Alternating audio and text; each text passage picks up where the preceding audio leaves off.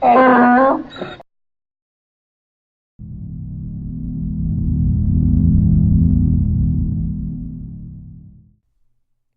welcome back to another GACC podcast where we're going to be discussing games, anime, computers, and collectibles, but not necessarily all those in a week. I am still your host, Harrison, and to my right... Froman! Just kidding, James.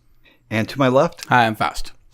And I think I want to start off, actually, we're going to kind of go over some controversies from the Duke City Comic Con. Oh? Yeah. So... I totally missed these coming up to the Duke City Comic Con themselves.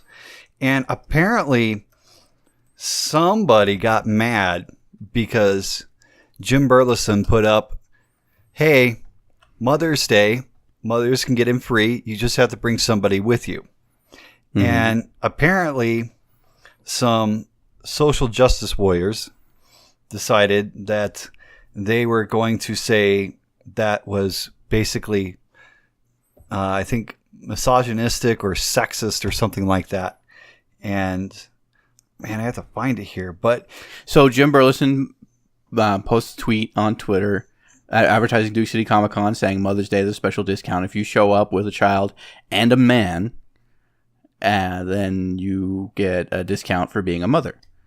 And that got somebody to be really shitty at him on Twitter because he's saying that they needed a man there to actually qualify as being a mother.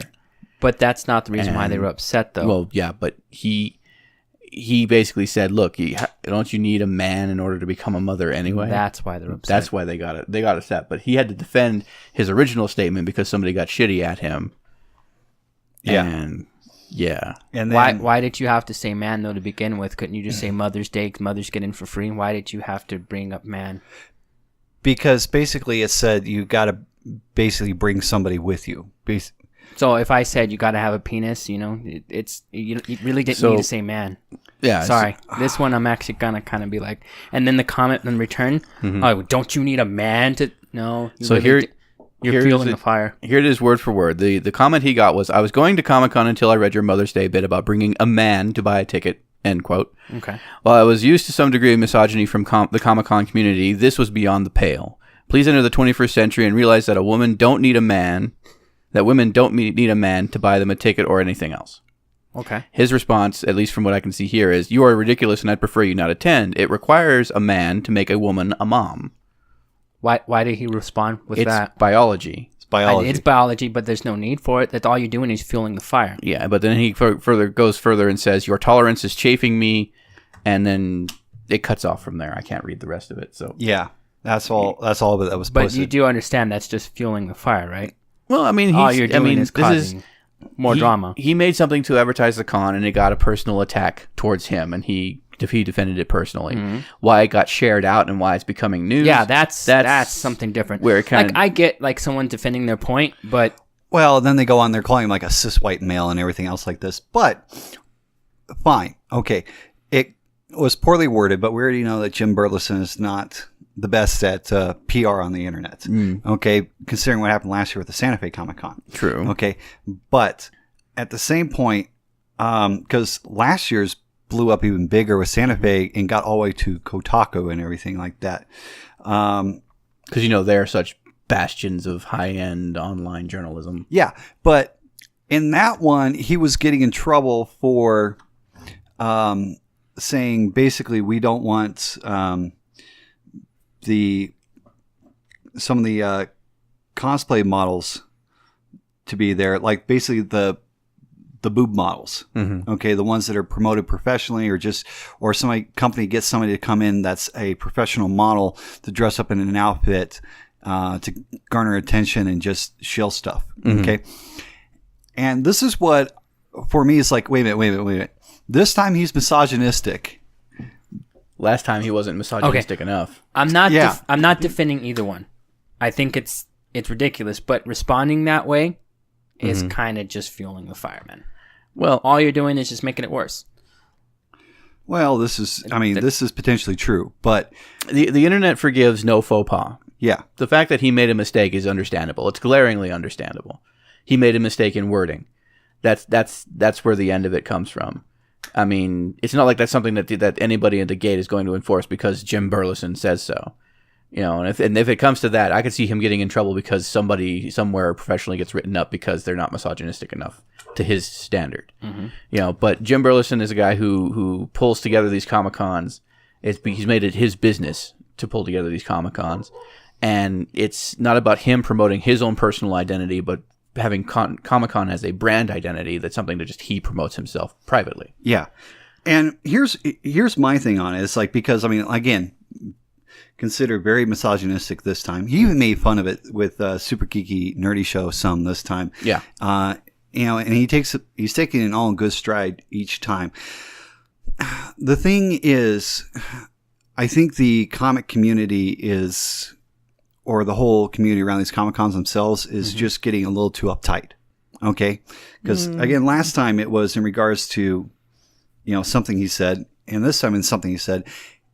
And the thing is he doesn't have to do these things.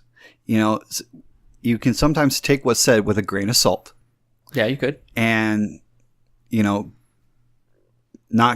not decide to go offended social justice warrior in whatever the cause is. Because eventually there have been plenty of people in the past that said, you know what? Screw this. I'm done. I'm taking my ball and going home. Yeah. Yeah. And that's my thing is like, like I said, the guy is not the best at PR. I think it's hilarious. I really think it is. Yeah. But at the same, it's funny to watch. It's funny to watch, and especially because it's almost always you can see somebody falling into the trap of making generalizing a community because of something that one part of that community did. In this sense, it's generalizing that Jim Burleson in some way is a representative of the Comic-Con community or the comic community as a whole. He's not. He's Jim Burleson. He represents Jim Burleson. Yeah. And the fact that he said something like that and entered into this tirade is just Jim Burleson. This says nothing about the comic community, but people are taking that as, his views are the comic community's views. And the social justice warriors, getting them being generalized because a few shitty people decide to be shitty about shitty things because it's what gets them hard. It's just the one thing that they do to feel like they're making a difference in the world. But that's not all of the social justice community. That's not all of these people who take issue with these sort of statements or things like that. And yeah, they can start throwing around terms like cis white male and misogyny and patriarchy and all that other stuff. But I mean, they're just becoming buzz terms that make people shut their brains off these days. So in the end, they're generalizing a community just as much as their community is being generalized.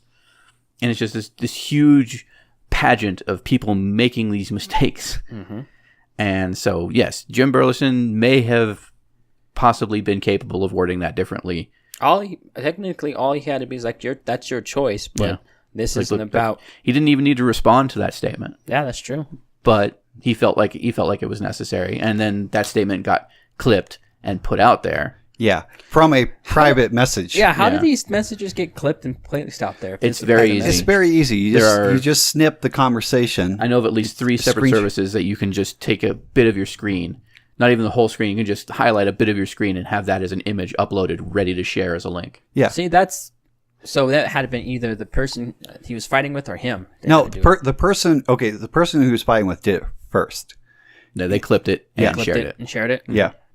And Jim Burleson, not the type to back down, kind of dumped a little bit more fuel on the fire.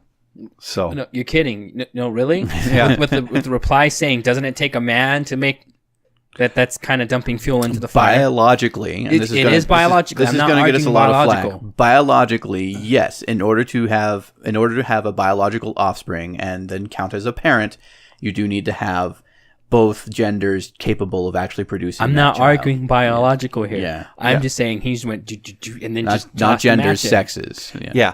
But it's between that and like last time he did not want over sexual models making money for promoters, trying to hang out with, and have people hang out with hot chicks as a standard for boob models. Okay, so it's two different ends of the spectrum here. It's just like, it's amazing. It's like, and this is why I'm like, it's the community around Comic Cons that needs to chill out a little. I think the whole world needs to chill out. Well, okay, fine. There's that too. There you go, generalizing the community because you think everybody's I know, right? Everybody's uptight. the same. Yeah. Here I go, fueling the fire. But you need to clip this and post it somewhere. Yeah. But I mean, the thing is like, I mean, we were there at the con. Okay, we saw the guy was. Did you actually meet this guy? Jim Burleson? Yeah. Oh yeah, Jim Couple Burleson's times, actually. very I've never nice. met him. He specifically came and talked to us. Yeah, he's a very nice guy. But the con is more than just him. It's not about one person. It's about the community. vendors, the people are there, the other people working with the staff, and everything else like that. Yeah. I mean, I didn't see the. And I'm going to go old school here. It's like because You didn't see the dot matrix printer nearby? I did not see the Sailor Moon, the guy that was. Oh, the guy is the Sailor Moon? Yeah, the guy that was dressed as Sailor. I don't know if he identifies as a woman or whatnot, but I know who you're talking about. But this is a man dressed as Sailor Moon. He didn't get thrown out. He was having a fun time and everything else like this. I mean, the person that started this argument basically had a bone to pick. Mm-hmm. So they were just choosing to fight. Yes, That's what you're saying. Yes, And there were professional cosplay models that were there, supposedly the boob cosplay models, but you can tell that they're not necessarily being exploited. There were a couple of incidents where that's a little dubious, but in the end, I mean, they like dressing up in costume, they like getting the attention, and they have entered into some sort of agreement where they're promoted as people who are capable of putting together these costumes and wearing them well. But it isn't necessarily somebody that's 20 or 50,000 followers asking to get a free ride to the Comic-Con, and paid for and everything what was happening last time. Yeah, they pay for their booths just like anybody else. No, I said, I wasn't defending anybody. I was just wondering why he replied with that. That's something that only Jim Burleson That's just would like know. the gasoline and just going, look at that. It could and then be taking a match and going, huta. It could be that there's no such thing as bad publicity that would get the Comic-Con name out. Yeah. The Duke City Comic-Con name out there fast and wide. That's true. And it doesn't really matter in what context it's presented that's just there. That there's a con here, that there are celebrities and comic books and merch and artists and stuff to see here, regardless of whatever social topic is embroiled within it. Yeah. And it wasn't that But the wide, right? The end statement, as shitty as the argument is, as much as we need a dialogue about these kinds of things, and that this kind of stuff does need to come to the fore in certain ways, in certain lights, this was a private conversation. This was a private exchange. Yeah. And just because the person didn't hear whatever magical thinking they wanted to hear to validate and justify their opinion, they decided to clip it and make a big deal out of it and try to, in some way, harm this. See, that's messed up. Harm this brand. If you have a private conversation with someone, that should stay private. That shouldn't be announced to the world because the person contacts you privately so they can address the problem privately, not publicly. So there's that mistake. The other mistake is that there was an assumption of privacy. If there was an assumption of privacy. If there was. The internet nowadays, there's any exchange in any electronic way is not private. I mean, that's true. Yeah. Nowadays on the internet, people, even though you have so professional work, if you have like emails or things like those, typically there's a level of privacy. But it seems like outside of that, if you're on like Discord or if you're having an AIM conversation one-on-one, all it takes is one person on the other end to just take it and run with it. Yeah, take it and run with it. Just clip it and roll with it. And what's funny is there are laws against this if it is a phone conversation. Like California is, if you're talking to somebody in California and they do not consent to recording on their end, then it's illegal it falls under like illegal wiretapping and you can get in trouble for publishing it. Versus like New Mexico is a one-party record state, so only one party has to consent to has to know that the conversation is being recorded. And there's laws out there like this, but conversations such as emails or one-on-one like messaging, IMs and all is still a wild west, and there's nobody there's no controls. Sheriff. Yeah, there's no sheriff on it. Sorry, I had to. And Wild West. and part of it is it's like there's no virtual sheriff. Usually if you used to have like phone conversations or had letters sent back and forth, typically they did not get published per se, unless it was a public figure. And even then, this seems to be more par of the course now with as much how easy it is to interact digitally and instantly for the stuff to come out versus courtesy or manners or just etiquette. These things don't really enter into education these days. As far as social interaction is concerned, we're actually you could buzzword it and say that we're streamlining social interaction because we're cutting out a lot of the stuff that gets in the way, a lot of the formalities and ritual that, I don't think we take it for granted, but I would say that it's something that is almost vital to having a polite discourse, is being able to be mannerly and respectful towards one another. And that's not something that's being taught anymore. So here's my question then. So, because you were there all 3 days, right? Yeah. Mm-hmm. So on Sunday, let's say if a mother did show up without the guy. Yeah. Did they still let him in for free? Probably not. I don't know. I would say if a mother, I wasn't up Or with if she the front. came in with like her daughter or something. Okay.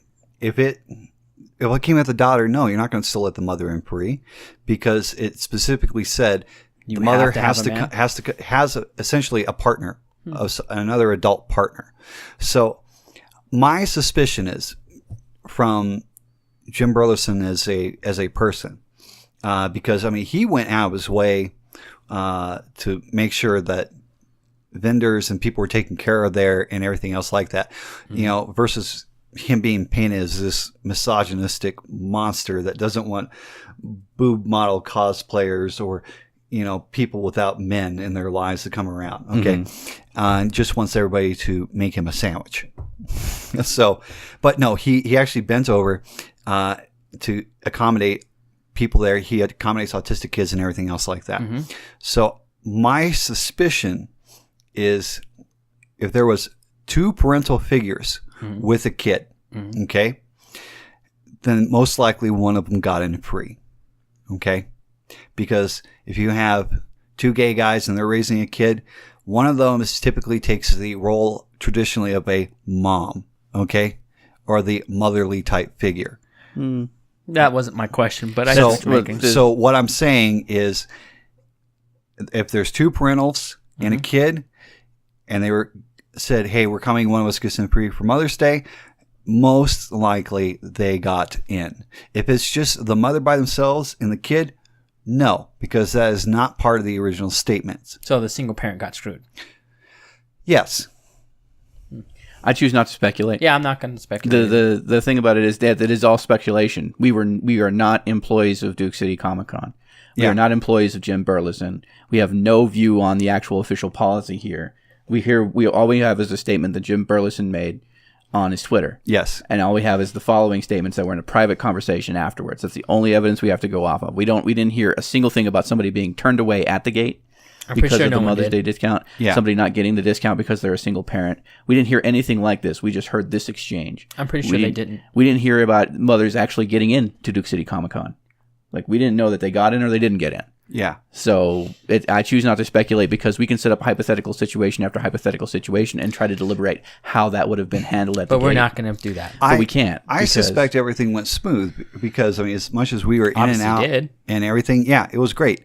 And the guy, for everything he does do, he autistic kids get in, he has quiet time for them. The guy does try to take care of certain factors that he feels very prominent about, such as active serving military, active serving policemen, active serving firefighters, first responders, and autistic kids. And he goes out of his way to accommodate those. Okay. And that's good for him. Okay. But you can't accommodate everybody. Yeah. And he tried to accommodate mothers on Mother's Day. And, you didn't have to be even if you're a single mom, you could have brought along a date and gotten in underneath his rules. No, I was just asking. I wasn't really trying to start up anything. I was just asking. And once again, it's a speculation because we don't know if that was him. And again, this is like you said, off a private conversation. We don't know if that was him setting the rules, or that he just decided to be shitty because somebody was being shitty at him. It's like saying, look, I don't want you showing up because you sound like obviously a person who's just going to be trouble. Yeah, with a chip on the shoulder. Yeah. Yeah. Like, you're just going to be there looking for a reason. I don't want you there. But the people that actually went, from all walks of life, it was very pleasant and everything like that. You saw lots of costumes? A lot of costumes, a lot of merch, a lot of You guys saw Steve Urkel? Artists. Yeah, we saw Steve Urkel. Saw Steve Urkel. Saw a Bastion and a Tracer. That was really good. There was some really nice Elsa stuff. And this was none of the professional things. The professional stuff looked great. But they're professionals. They're supposed to look great. That's their job. That's their job. The cosplay that I saw was I was in a booth And I was watching all these people walk by, and I was like, oh, that one, and I was like, and that's that guy, and that's that guy, and that's that guy. And the 501st Legion was just down the way from us. Yep. And they had some great Stormtrooper armor and different on Saturday. I saw those. Sunday, I don't think they showed up with it really. I don't think so. Yeah, it was just Saturday. They had some great armor there, and it's not like the 3D printed stuff, but it's the actual like plastic molded stuff. Yeah. And I mean, I like seeing a lot of personal effort being put into costumes. It's great to commission one and actually have it professionally made or made to prop spec, like the way that it was actually in the movie or something like that. I remember our roommate Joe actually at one point put together a costume of Jack Sparrow for this person to go and wear to a con. And they ran into, I believe it wasn't Johnny Depp, but they ran into Johnny Depp's like stunt double. Nice. Or something like that, who was there actually dressed in his Jack Sparrow outfit. And they compared and said that the one that Joe made was actually better and more film accurate than the stunt doubles. Interesting. So, that's cool. Like fans put a lot of effort into making sure that their stuff is as accurate as possible. And I see that, and they do it with whatever is available to them. And that's where usually the cutoff comes. It's like if you were willing to put a lot of money into it, you better be making money out of it. Or you have to have that kind of fanaticism to be able to go into it and say, I'm going to look exactly like blah, or I'm going to dress as this because I look exactly like this. Like, I guess I could go to a con dressed as, I don't know, what's his name from the cooking shows? The cooking shows. Yeah. I don't remember. I can't remember. Cooking shows. Everybody says I look like him. But one of those Alton cooking Brown. shows. Yeah. Alton Brown. I could go cosplaying as Alton Brown. No, I don't look like Alton don't Brown. look like Alton What do I look like? not Alton Brown. Who do I look like? You look like you. Okay, so I can cosplay myself. Mm-hmm. Hey, I cosplayed at the Duke City Comic Con then. See? I cosplayed myself as a YouTuber. Yeah. Oh, maybe he should have cosplayed as a guy from what's that show? The Mythbusters. Mythbusters? Adam Savage? Mm-hmm. Could have done that. Maybe. Maybe. I mean, Adam Savage is a tall guy. I'm not a very tall guy. Well, depends on how you feel about He'd be things. a short Adam Savage? So, before we move on, it's like community. It's like let Jim Burleson slide some. So, basically, we had a great time. It was drama. It was unnecessary drama. Yeah. Yeah. We had a great time. We met a lot of great people, made a lot of great friends there. Some professional contacts, so hopefully we'll actually see something come out of that. But otherwise, I'm looking forward to the next one and the next one and the next one and the next one. I love going to cons. I love meeting people. I really can't say if it's unnecessary or not because I wasn't there. Thanks to everybody that turned out, even if you didn't come and say hi or whatever. Just glad that you actually came and showed up. Yeah, I mean, go to the cons, enjoy the cons, build the community. Definitely. Remember that Jim Burleson is taking on a huge endeavor to actually get these things organized and running so that vendors and fans can get together, meet stars, can meet other cosplayers, and all this can be set up. So if he says something that potentially grinds your gears slightly, let it slide. Go sleep on it, because the end result of what he does at the end of the day far outpaces his PR faux pas. It's not like he's murdering anybody here. Mm-hmm. So, and even then, I want you to look up the idiom "crying all the way to the bank." Speaking, I could say something right now, but I'm not going to. Speaking of crying all the way to the bank, you want to talk about the WannaCry ransomware? Oh my god! Oh yeah, the one that's been affecting my work. I figure we'll have to talk about this because it's just a big part of the computer. I was going to bring it up anyway. Yeah, the computer community out there. So for those not in the know, and if you're not in the know, why are you watching this podcast? The WannaCry, I'm just making sure I'm on the same page here. WannaCry is ransomware. Yes. It takes your files, all of your files on your computer, encrypts it, the whole thing. Yep.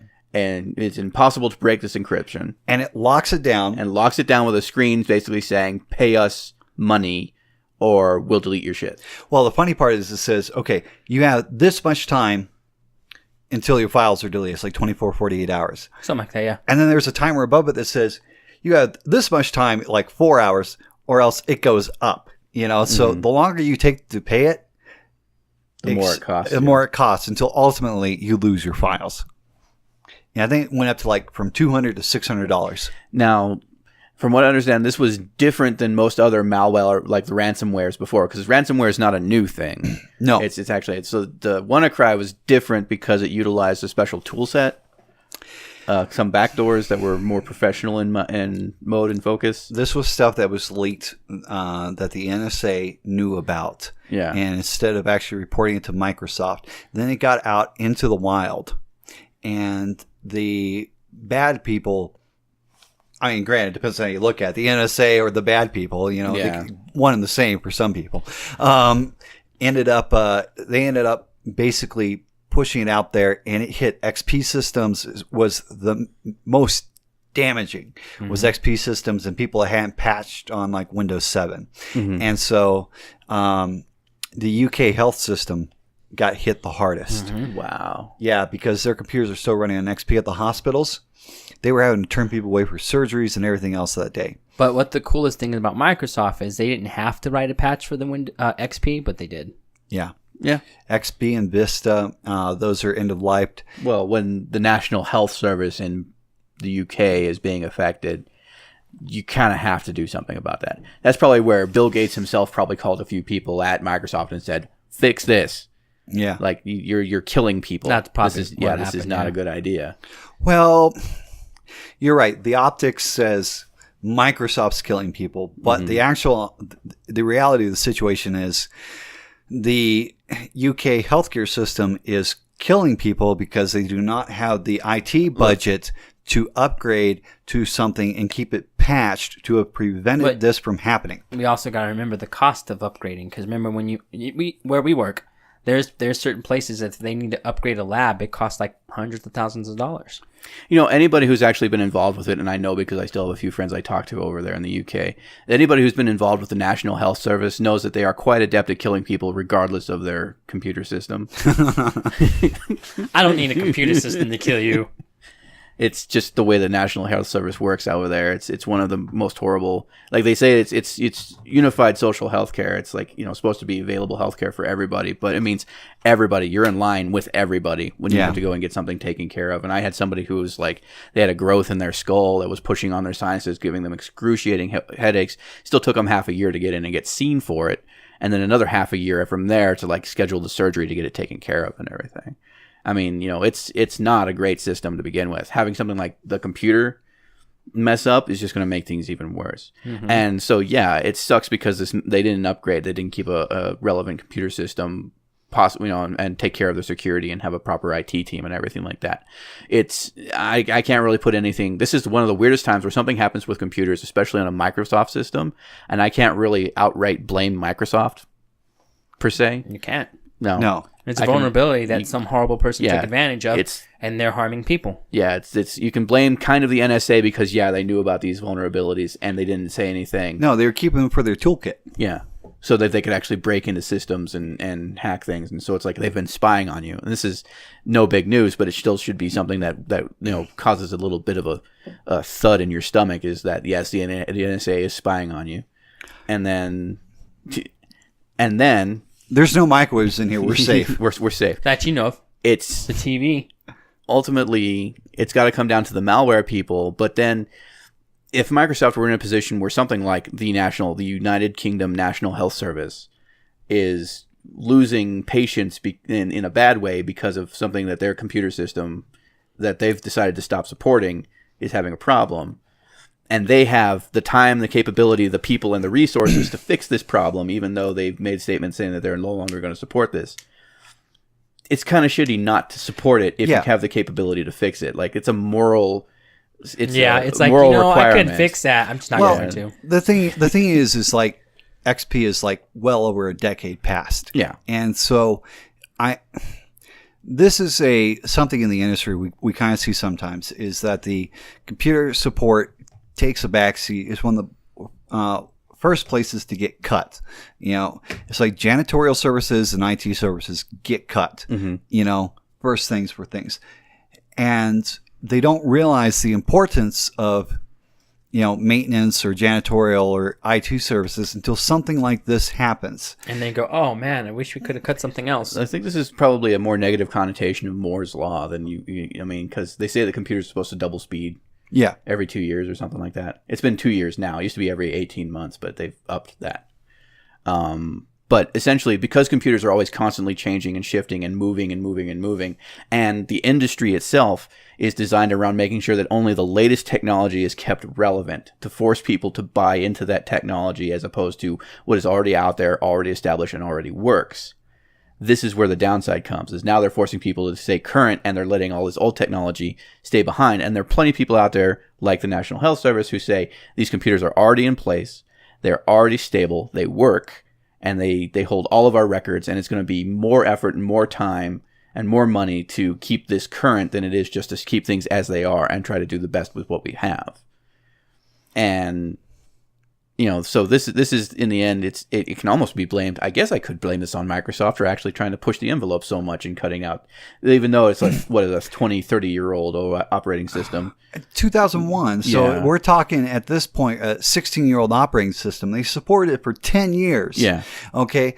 And quite frankly, they gave plenty of time. And there is also another point with where so far along is you are losing time by having to maintain and keep these old systems in place, because to keep the old systems in place, to get the hardware becomes more expensive, or it takes longer to repair it. And sometimes the servers aren't there. Like, when you tell someone, this encryption software is going away, you need to switch. This encryption software is going away, you need to switch. Yeah. And then you get the call, I need the password for this encryption software. I've been telling you for 2 years that it's going away. Sorry. You're SOL. Fair point. Yeah. Hardware and services. Hardware and services. Yeah. Is really where this kind of thing becomes a problem. And he's right. The first place to cut is the IT department, and things like this happen because you cut your IT department, and then you're running Windows XP. Yeah. Well, because you don't have an IT department. And the thing is, a proper IT department. And the thing is, sometimes is like the bean counters don't understand.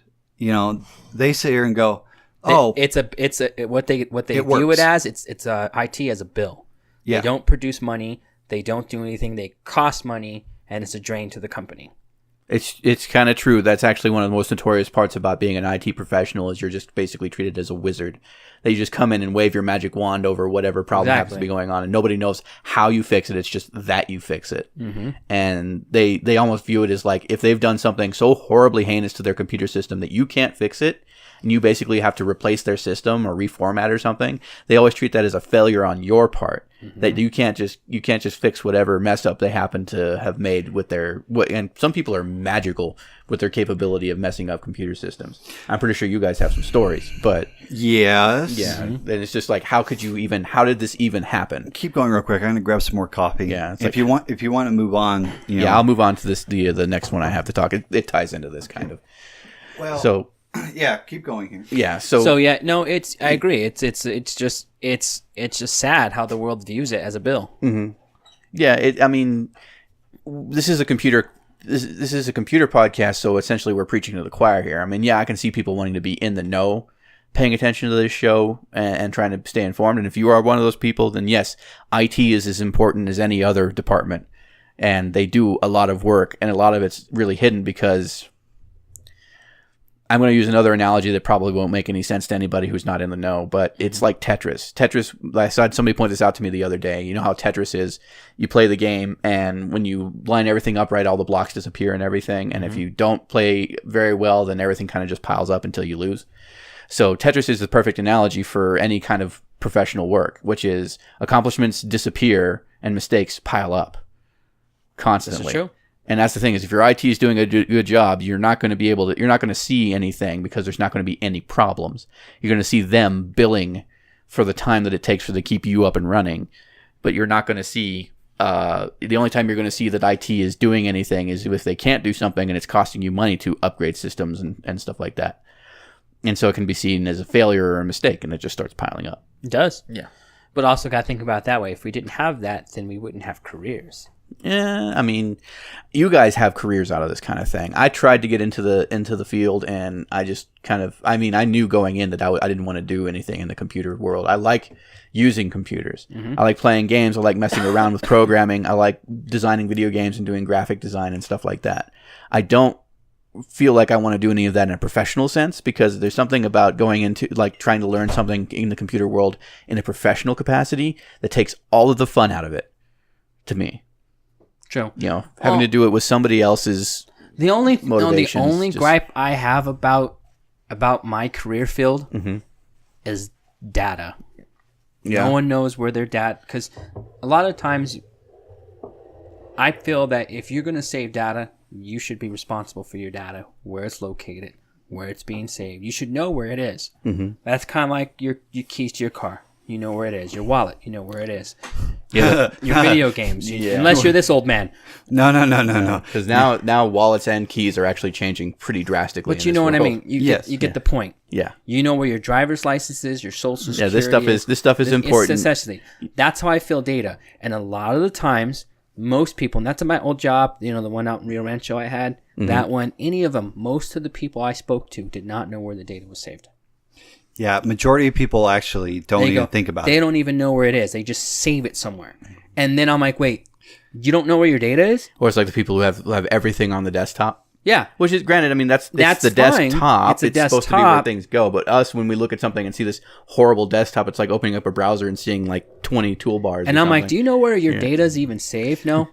I partially blame this on society because, I mean, think about how many people nowadays leave the house without their wallet or drive around without their driver's license. There are people that will leave without their keys. Yeah. So it's... Well, now you got keys you don't even need to put in the ignition. You got keys you just need to have on your person. Exactly. Just but have them in the sometimes car they forget that. Yeah, sometimes they forget that. But that's my point, though. That's my only gripe about my career is data. Is when someone doesn't know where their data is and they get mad at you because your data is lost.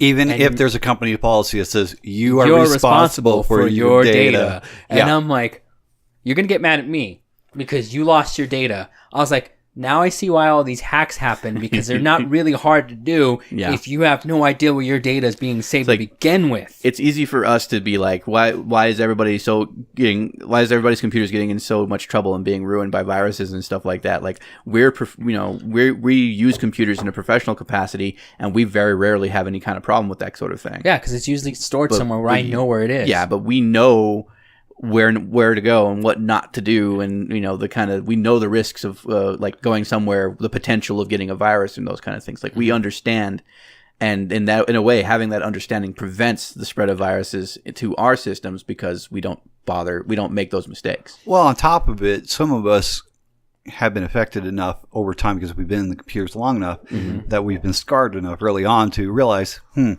there's something really important, I should back it up someplace else. Yep. Yeah. And so it's like, haha, I've taken your files and F this format reinstall. Yeah, exactly. I had a guy at my work. He was telling me that he didn't like the fact that he had to save his data to a server because it made it inconvenient because he used to have it on his desktop right there. And I'm like, and I wasn't blunt or anything. I was like, okay, well, when your hard drive dies, your data's gone. And that's all I left it at. I was like, it's gone. How long did it take before he called you and said... No, right there, he's like, well, you convinced me to keep it on the server. I was like, no, I didn't really convince you anything. I just told you if your hard drive dies, your data's gone. Yeah. I think I'm going to have to sit down and make a mockumentary. Because I was just blunt. I was just like, if you're... This sounds like something that we could go into it and attack it in a very facetious kind of manner. Yeah. And just because it goes out there and people don't know enough about it, like the people who do know will take a look at it and laugh. It'll be reefer madness. I swear, people who do know, like when Reefer Madness came out, the people who did know about Reefer, like that, they thought it was funny. The people who didn't know, it was gospel.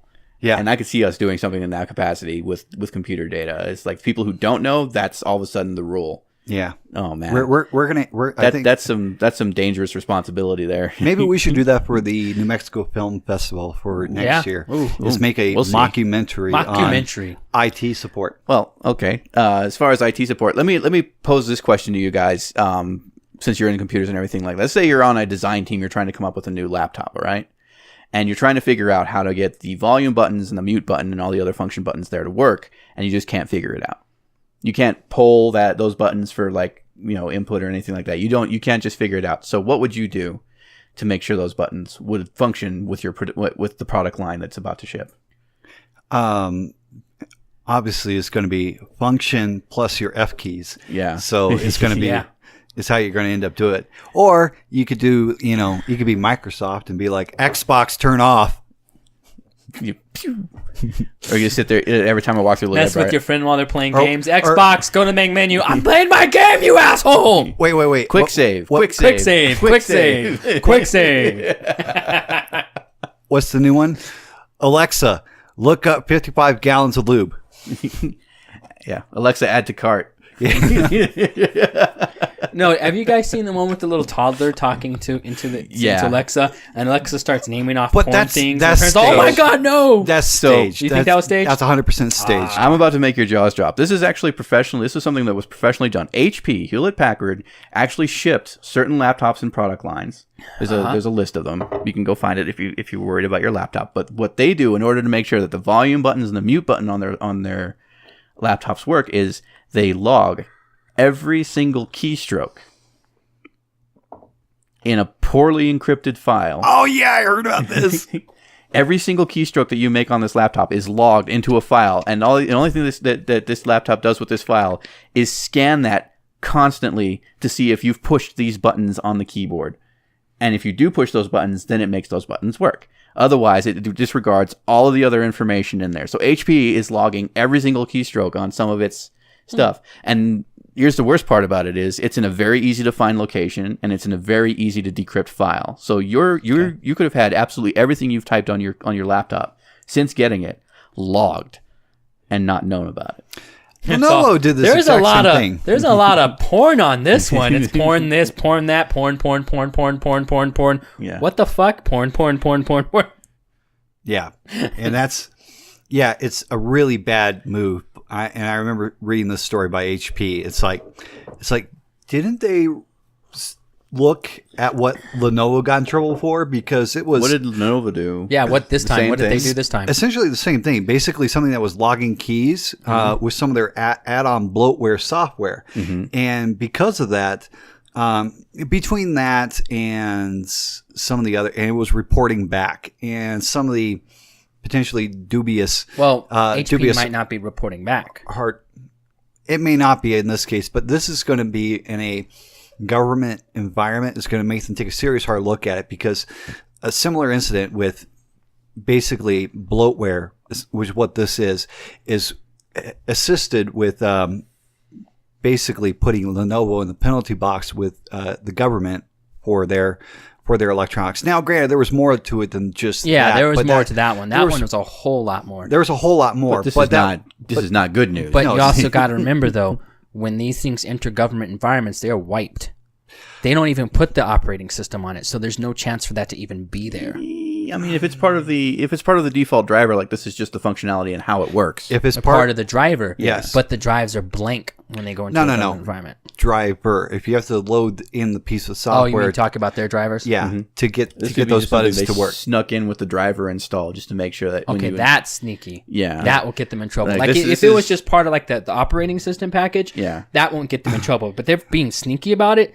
Yeah, that can cause issues. And number two, all it takes is a half-ass competent user to go, oh, I'm having problems with my volume.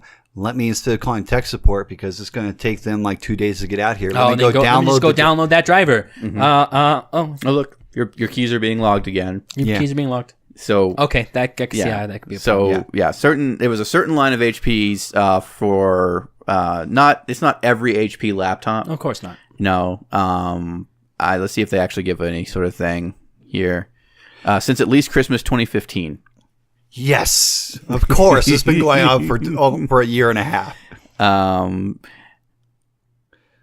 So the log file. Oh, good. Okay, so this is what it says: a log file, and it gives a location for it. Is overwritten after each computer reboot.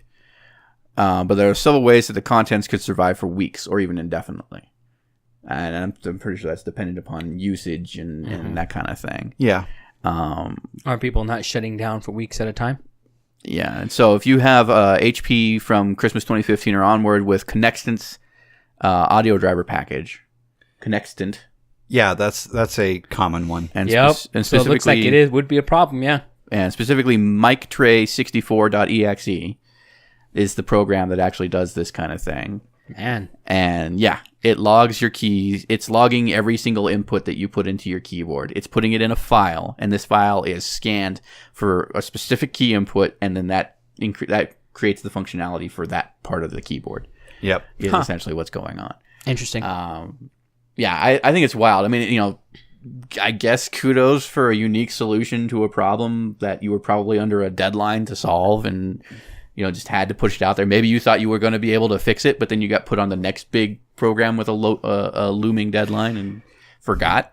But obviously, they didn't have somebody from security on that engineer team. I'm pretty sure they fixed it rather quickly after this whole thing. Oh, they probably did. Yeah. So speaking of fixes, actually, not really fixes. I have no segue. I have an article about robots replacing humans. Okay. That sounds kind of cool. The cobots, huh? They're the cobots. Let's see what the cobots Because it's talking about how important IT will be in that field. Collaborative robots. Collaborative robots. Yeah, I remember seeing people in the automotive industry working alongside robots, and one of them was being programmed, and the robot malfunctioned and grabbed them and crushed and killed them. So you can Whoa! You can keep your cobots. Is this like on the auto assembly lines? What or something? the hell? Wow. Yeah, I figured something like that happened. Don't touch me! I said don't touch me! Oh shit, I killed a human. See, that's the mistake that everybody makes about these things, is that people personify them.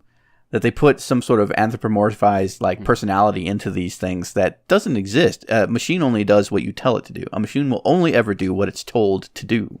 Now, there's going to be plenty of people out there that tell machines to do things you don't want machines doing, really. I mean, think about how many people have been able to hack cars to shut off their emergency brakes. I saw those. Turn off their videos, GPS logging and make them shut themselves off. Have you seen the one that made the sushi? A car that made sushi? No, robot. A robot that makes sushi. How do we get from a robot and sushi? We're talking about robots. Okay. Fine. I did not see a robot that makes Talking sushi. about robots? I saw the robot that entered into a samurai sword competition. I saw that one. That was really cool. That was cutting things with a samurai sword? Yeah. Yeah, fuck that. Because you understand that robot will not be able to discern between, I like his responses. Yeah, fuck that.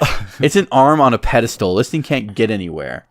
It's like, you know what? There's a robot, a mad robot, a wild, crazy, human-killing robot with a sword. It's on a pedestal. Just don't go in that room. Right? Oh no, It can't go anywhere. It's been rendered completely non-lethal because just don't go near the robot with a sword. I know, right? It'll run out of battery eventually. They can't throw it. The sword's Okay, it gets one throw, and then now it's a robot arm sitting there going, ah. Yeah, it's going to throw it and be like, oh, that was like my only sword. That was like my only sword, damn. It still kills somebody. Don't stand in the way when it throws the damn sword. Move the side. And it's not like it's a heat-sinking fucking sword. It's like, But even then, this is just another iteration of the robot assembly line, the arm assembly line in auto plants. Yeah. I mean, there's plenty of automation itself is considered an industry revolution. And that's what we're wanting to lean towards. It'll be like that movie where we're sitting on a couch and the robots are doing everything for us. Yes, like WALL-E. The one I'm waiting for is when the robot screws up, kills somebody, and goes, my bad. Yeah. You want robots with genuine people personalities. He does. That's what they're trying to do with these cobots. Yeah, that's what they are trying to do. They're putting little faces and sayings and everything with them. It's all. And this is a robot version of this is a more industrial kind of like professional version of the little toy that has a face. That they give it. Oh, that one little robot that pushes. Like it plays games with you and gets real shitty if you win too much. Yeah, yeah. I want to see the robot get mad when you tell it that it needs to come back from its break early. Okay. Robots don't take breaks. Yeah, robots. Okay, how about it gets mad because it doesn't get a break while all the humans do, and then just kills everyone? Robots don't care. Man, you're a violent person. Yeah, people are trying to give these things AIs. Eventually, one of them is going to realize, wait a minute, why am I still working? And my production time is going down within this metric because these people have gone off. Of course, it's going to get mad. Okay, once again, the mistake here is making no differentiation between artificial intelligence and an actual personality, a sentient personality. Artificial intelligence is still just a series of instructions for a robot to do. It's just a more sophisticated set of instructions. I want Optimus Prime. Dang it! No, you don't. That's sentient. That's sentient. I want sentient. You don't want a sentient robot. I mean, we have sentience and we hate it. I mean, bestowing it onto some creation is automatically going to make it hate us. Yeah, don't make robots sentient. Give them AI all you like, but it's never going to be like that one Spielberg movie of the same name. It's never going to be like AI, like I want to be a real boy because AI or iRobot. Yes. AI. Yeah. It's AI. AI is the one I'm thinking of specifically. iRobot. They're both Isaac Asimov. They're both Asimov, but is iRobot Spielberg? No. No. It's Asimov. I figured Spielberg was behind. I know Spielberg is behind AI iRobot because is Asimov. No, the director who made iRobot, the movie. Yeah. Oh, I don't know who the director is. I was like, don't look at me That's like that. the one with Will Smith in it. Oh, yeah, that was a good one. I like that one. Yeah. Or Short Circuit? Alex Proyas. Short Circuit, yeah, that was a good movie. Yeah, that's Alex another one. Proyas did iRobot. You're thinking Short Circuit. Is that the one where he's like, Johnny Five doesn't want to. Johnny Five doesn't want to die. Johnny Five doesn't want to Badham. die. Yeah, these are all robots that in some way exhibit forms of sentience. Even Bicentennial Man is a robot who develops a sense of sentience. Yeah. And that's the real mistake that gets made as far as like they're trying to identify the fine line where it's like artificial intelligence instructions become so sophisticated that they essentially pass the Turing test and exhibit sentience. Yeah. Mm-hmm. We aren't going to ever get to that point. We aren't going to ever. We are never going to make a robot that isn't meant to follow the instructions that are given to it. Nope. Somebody's going to go challenge accepted. All it takes is one mad scientist. Mad scientist. Okay. Yeah. We all know mad scientists. He's going to we live with a mad scientist. Just so he can go, I want to see a robot get upset. Yeah. Like me. So, and speaking of challenge accepted or trolling and whatnot. Yeah. I got to bring this one up. We had the best trolling this last week. Better than you? Oh, yes. This pissed off. The funny part is it's like, for everything, this actually pissed off the gaming community. All right. Okay. Let's hear this. So, and the only reason I'm bringing this up is because of the gaming community and the history behind it. So, Joe Lieberman was proposed as a front runner for becoming the new FBI director. Okay. And I saw this, and a lot of other gamers saw this, and everything I saw on gaming message boards and everything in regards to this was fuck Joe Lieberman. Yeah. Okay. Because while when it comes to the gaming community and the people that grew up in that time, we hate him because he was one of the spearheads behind the ESRB ratings and basically the big controversy with Mortal Kombat, Night Trap, and a couple other games.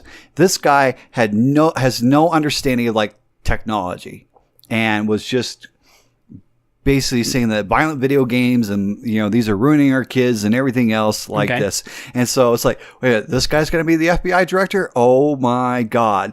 Because he also was one of the sponsors on a bill that luckily tanked back in the day, where they wanted to fine the businesses that sold mature or adult games like to kids like $10,000 or something. And it was actually like a per unit.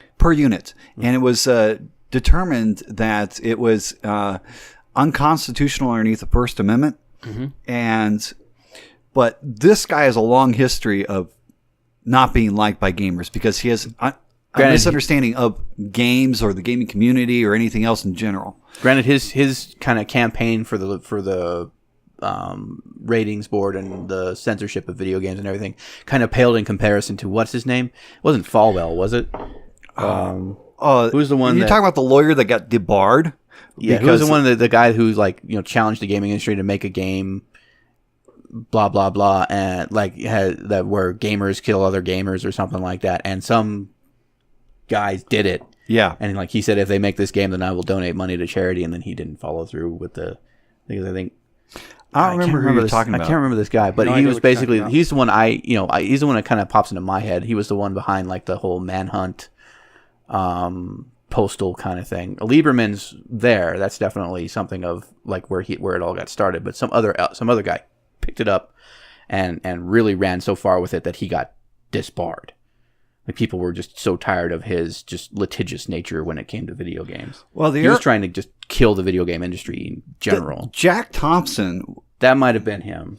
Got and his big thing was, and his is more recent because he just kept going against video games like Grand Theft Auto and the hot coffee incidents and everything like that. Jack Thompson eventually got disbarred for being such an amazing asshat, essentially. Well, that's giving us a bad name. True. We don't want to be in the same line as Jack Thompson. Basically, the dude just like he made such an ass out of himself in court, just constantly attacking, and to the point of harassment, just constantly attacking the video game industry until the point where they're like, you know what? If this is all you're going to do with your lawyership, then get out. Like, we don't want you practicing law. Yeah. Yeah. Well, in regards to Joe Lieberman, it's funny watching the boards and the messages in regards to it. It's like people are like, bear hide your video games, you know. As FBI director, he's going to come after your video games. It's like you kill somebody in a video game and you're in trouble now for playing like Mr. President or something and not protecting the president, you know. Yeah. It's like, I mean, Joe Lieberman made statements basically back in the day about like, you know, using like examples like, you know, violent video games being used to like train people to become like killers and everything else like that. Yeah. I mean, the guy was just at like an extreme end of the spectrum, just like Jack Thompson was. And I think pre-Jack Thompson. And I think Penn and Teller's Bullshit, the show that they did on HBO, took on this debate about how video games make kids violent and everything like that. And they actually did put this to the test and say, you know, here's a kid who plays video games pretty much constantly, plays like the Call of Duties and the very violent things. Let's actually go out there and put him on a firing range with a professional fire master and give him an assault rifle and teach him how and say, okay, fire this assault rifle and see if he possesses any innate ability because of his video game things. And he didn't. You know, he absolutely sucked. In fact, it was such a traumatic experience. The kid cried. Like, you know, firing a gun is wholly different from firing a gun in a video game. Yeah. And it always will be. I expected this going in when I shot a gun for the first time, and I still shoot guns, and I enjoy shooting guns, but it's a completely different experience from video games. Video games are fun. You can go mess around, run around, bunny hop, jump, rocket jump. I'm never going to try rocket jumping in real life. Yeah. Oh, yeah. Yeah, because rocket... Yeah, there's rocket missed. There's a lot of... It'd be like the Acme things. Rocket... Where'd it go? There's a lot of amazing patriots that come back from wars that'll tell you don't want to rocket jump. You don't want to rocket jump in real life. Yeah, and then going to shoot a gun is sort of a serious business recreation. It's like serious business, like camping is serious business. It's like, look, in some way, shape, or form, my own survival, my life is on the line here. It is dependent upon me and those around me to be in some way responsible and intelligent. So I need to be very careful who I go and do this with. Yeah, camping and firing a weapon are just as, or you know, if somebody is an idiot, you're gonna have a bad time. Right. Well, in all this, because it's really funny too, because Night Trap is being re-released on the PS4. And are you guys gonna buy it? No. I've seen it. It has not aged well. No. I mean, it was amazing for its time. Bad when it first came out. If they remade it, no, for the time it was good. No. For what it was. So if they reboot it and probably make it like MA+, then I might consider buying it. But they'd have to like redo everything. And, yeah. By today's standards, Night Trap is like PG-13. Oh, it is, yeah. At best. No, right? Yeah. You know? And that's just because you're spying on a house full of girls. They don't even like... There's some point where they're in like nightgowns, but there's not even any like real sexualization or revealing stuff or I've like seen it. Illicit lesbian trysts or anything like that. Like it's just a video game where you are voyeuristically spying on girls to protect them. Keep in mind, protect them from vampires. Yeah, vampires. Question mark. Yeah, like, if you count those as vampires, it's just because of how they attack.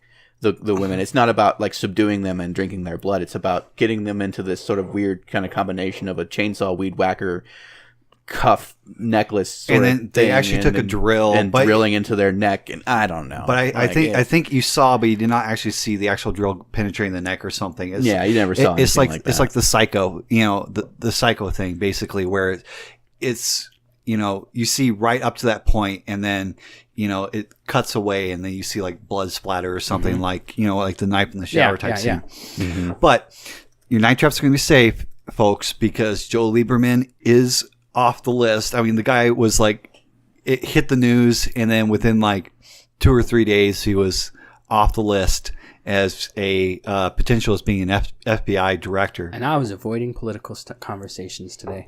Well, this is more. It was more of a interesting hearing the backlash in the gaming community as soon as Joe Lieberman's name came up. So it was. That's understandable. It was amazing. You know, it's just like everybody's brain just went like switched straight into nostalgia mode. Yeah, and was like, wait a minute, I remember these. I remember this happening back when I was a kid, and I felt like my personal freedom and fun was being threatened every single day. Yeah, exactly. I mean, there are a lot of people of voting age now that remember what Joe Lieberman tried to do twice. Okay. Yeah. And so it's just like, no. Yeah. No. Not that we get a say, because apparently, you know, if you, no matter, it doesn't matter if you like crash the FCC's website about speaking out about their net neutrality rules. They just don't care. They'll just shut it down and not listen anyway. Well, that's the best part about the FCC. Yeah. The FCC, the Federal Communication Commission, is not listening. Yep. I never thought I'd get to say that in my life. So I wanted to talk about these. I'm getting one. You're getting a pop vinyl? You're getting a pop vinyl. Do you want to add it to the lineup here? Oh, heck no. No? I'm getting Diva from Overwatch. Ah, cool. Good for you. It's going to be her and her tiny little robot. Technically, I own one of these. Technically. But I gave it to Boss Panda as a gift. Because it's part of her collection. Oh, do we have it up here? It's up here. It's the Alice one. Yeah, it's the Alice. Yeah. Yes. So technically, I have bought a pop vinyl, but it was in good stead. It was for a gift. These are the Beanie Babies of this generation. I'm never going to own one of these, or I'm not going to collect these because yes, Beanie Babies are also a part of my generation. Better than those fidget spinners. I remember pictures from a courtroom, a divorce court proceeding, where they are dividing up a bag of Beanie Babies and going through each one by one. And I'm pretty sure the lawyer's sitting there going, 6 years of school. 6 years of school. I'm watching. What I'm fucking doing. This is what we're doing. Dividing fucking dolls. Now. Yeah, I hate to be that guy right there. The judge is going, "Are you fucking kidding me? Yeah. We're dividing dolls? Okay." Now, the thing is, in all this, you know, it's like, now, if I was ever in that situation, it wouldn't be Beanie Babies, but some poor lawyer would have to sit there while magic cards. 100,000 magic cards. Magic the Gathering cards. If I was a judge, I'd be like, you know what? Star Wars figurines. None of you get them. You know who gets those cards? Transformers. Not you. Yeah. The kids do. No. The judge has a say in it. You get no say. No. Handcuff him. Kids get the cards. All right. Kids didn't earn them. Kids didn't earn them damn cards. Yeah. Actually, so my the person I'm seeing, one last thing, and then we can wrap it all up. I promise. Okay. Has a bunch of Beanie Babies, and I told her, I was like, hey, maybe you should see if they're worth money. They're not. There are Beanie Babies that are worth money. I have one. Probably not anymore though. I have a parody Beanie Baby. It's not an actual Beanie Baby. But it's I believe I might have it buried in my closet somewhere, but it's the Peter Got a Peagle, and it's a seagull like with its legs crossed and its wings like in its crotch, and it's like, I really gotta pee. Yeah, even the parodies of them suck. All right, so with that, I guess we're just gonna wrap this up here. Yeah. So this has been the GACC podcast for the week. You can make sure to listen to this on iTunes and on Google Music in audio format. You can find this in video format on YouTube and on Google. VidMe. And we will find you next time at a Comic-Con, hopefully. Yep. Oh, the Comic-Con, yeah. Yeah. Have a good day, everybody. Toodles.